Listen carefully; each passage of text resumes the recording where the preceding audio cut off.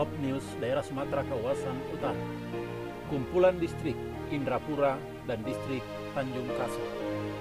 Umat-umat Tuhan sangat bersuka cita.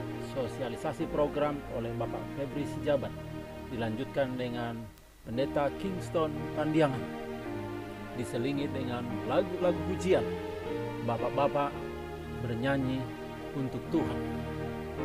Umat Tuhan mendengarkan pemaparan sosialisasi dari Pendeta B. Simbolon dan dilanjutkan dengan sosialisasi program oleh Ibu Anita Guntur Rambi.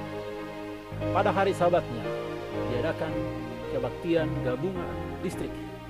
Umat-umat Tuhan sangat bersuka cita dalam ibadah gabungan ini. Firman Tuhan yang disampaikan oleh Pendeta Olsen Guntur Rambi menguatkan iman umat-umat Tuhan. Berakhir kumpulan distrik penuh dengan sukacita. Kiranya program-program berjalan dengan baik dengan pertolongan Roh Kudus. Pekerjaan Tuhan semakin maju, banyak jiwa-jiwa yang dituai. Yesus datang segera.